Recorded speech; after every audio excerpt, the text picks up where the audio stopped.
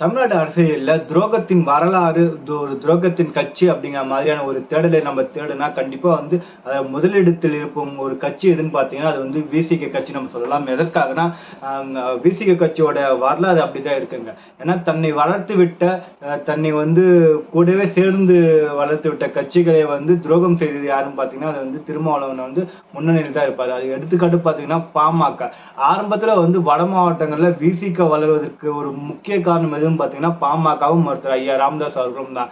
ஏன்னா தென் மாவட்டங்கள்ல அந்த கட்சி பணிலாம் செய்யல, அவரு வேற ஏதோ ஒரு அராஜக செயல ஈடுபட்டு இருந்த அவரை வட மாவட்டங்கள ஆக்கப்பூர்வமான ஒரு அரசியலை நீங்க முன்னெடுங்க அப்படிங்கிற ரீதியில அவரை வட மாவட்டத்துல அரசியல் செய்ய வைத்தவர் யாருன்னு பாத்தீங்கன்னா மருத்துவர் ஐயா ராமதாஸ் அவர்கள் தான். அதுக்கப்புறம் எஸ்சி மக்களுக்கு எஸ்சி மக்களுக்கு 22.5% மத்தியில உயர் வகுப்பு மருத்துவ படிப்புல 22.5% இடஒதுக்கீடு அளித்தது யாரும் பார்த்தீங்கன்னா மருத்துவர் அன்புமணி ராமதாஸ் தான்.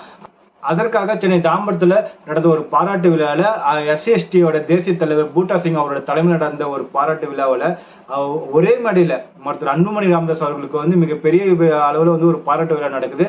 அதே மேடையில் தான் கைத்தட்டி ரசித்தவராக இருந்தார் திருமாவளவன். இன்று அதே திருமாவளவன் தான் பாமகவும் மருத்துவர் அன்புமணி ராமதாஸையும் சாதி கட்சி தலைவர்னு சொல்லிட்டு அழகா சொல்லிட்டு ஒரு துரோகத்தை பண்ணிட்டு இருக்காரு. அதே வழியில் தான் திருமாவளவனோட துரோக வளர்ந்து சென்று கொண்டேதான் இருக்குன்னு நம்ம சொல்லணும். அவர் எந்த சமூகத்திற்கு துரோகம் செஞ்சாரு, என்ன மாதிரியான துரோகம் அப்படிங்கிற ஒரு விஷயத்தை தான் இந்த காணொலியில் நம்ம பார்க்க போறோம்.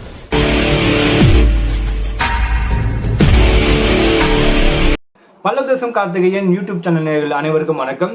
சமீபத்தில் சுப்ரீம் கோர்ட் ஒரு அழகான ஒரு தீர்ப்பு கொடுத்திருந்தாங்க. அதாவது எஸ்சி சமூகத்துல உள்ள ஒதுக்கீடு தரலாம் அப்படிங்கிற ரீதியில ஒரு தீர்ப்பு சொல்லியிருந்தாங்க.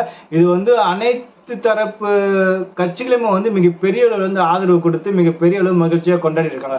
இது சமூக நீதிக்கு கிடைத்த வெற்றி அப்படிங்கிற ரீதியில் கொண்டாடிட்டு இருக்காங்க.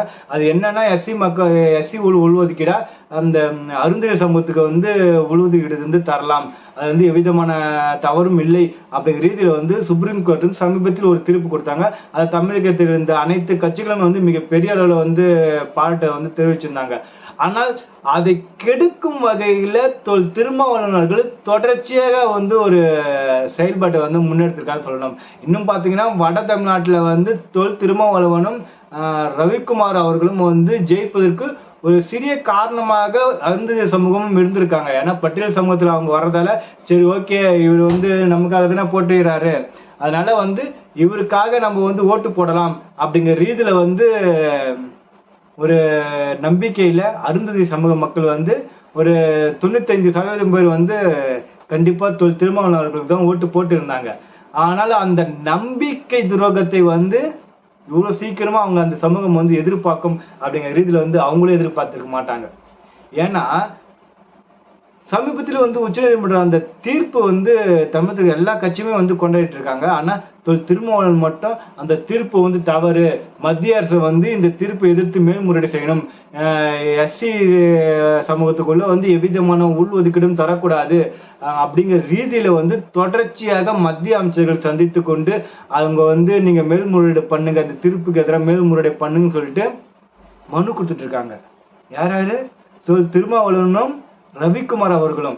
அதாவது தன்னுடைய வெற்றிக்கு ஒரு காரணமாக இருந்த ஒரு சமூகம், அந்த சமூகம் மேல வரக்கூடாது அப்படிங்கிற ஒரே காரணத்துக்காக அந்த அருந்ததியர் சமூகம் நிறைய பேருக்கு தெரியும். அருந்ததியர் சமூகம்லாம் எவ்வளவு கீழே இருக்காங்கன்ட்டு. அவங்க சமூகத்துல பல பேர் இன்னும் மேலேயே வரல. அரசு வேலை வாய்ப்பு இல்லை, அரசு கல்வி எவ்விதமான ஒரு வாய்ப்பும் இல்லாம இருக்காங்க. முறையான ஒரு கல்வி அவங்களுக்கு இல்லை. அது எல்லாத்தையும் சரி பண்ணணும்னா இந்த உள் ஒதுக்கீடு அவங்களுக்கு கண்டிப்பாக மிகப்பெரிய அளவுல ஒரு வாய்ப்பு அமையும் உயர்வதற்கு.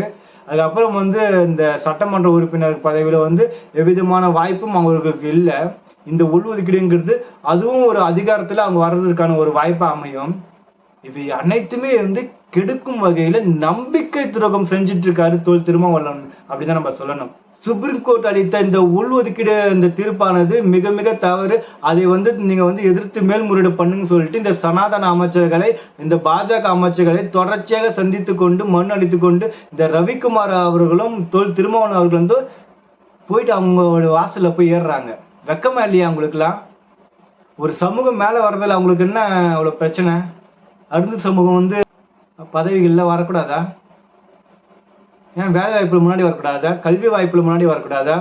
எம்எல்ஏ, எம்பி இதெல்லாம் வரக்கூடாதா அவங்களாம்? அங்க வந்தா திருமாவளவனுக்கு ஏன் என்ன பாதிப்பு ஏற்படுதுன்னு தெரியலையே. அவங்களும் உங்களுக்கு ஓட்டு போட்டு தானே உங்களுக்கு ஜெயிக்க வைக்கிறதுக்கான முக்கிய காரணம் அவங்க தானே. ஏன் அவங்களுக்கு எதிராக நீங்க இப்படி செயல்படுறீங்க?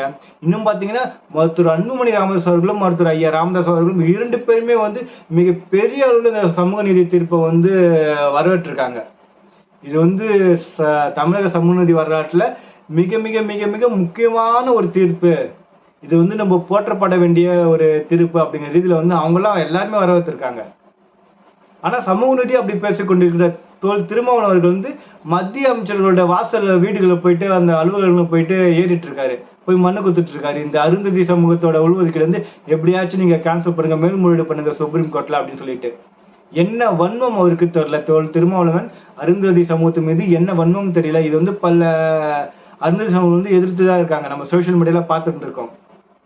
அதுவும் இல்லாம அருந்ததி சமூகத்துக்கு உள்ஒதுக்கீடு கிடைக்கணும் என்பதற்காக பல்வேறு போராட்டங்களை நடத்தியது யாருன்னு பாத்தீங்கன்னா மருத்துவர் ஐயா ராமதாஸ் அவர்களும் பாமகவும் தான். முதல்ல வந்து சட்டமன்றத்துல குரல் எழுப்பது யாருன்னு பாத்தீங்கன்னா ஜி.கே. மணி அவர்கள், பாமக சட்டமன்ற உறுப்பினர் ஜி.கே. மணி அவர்கள்.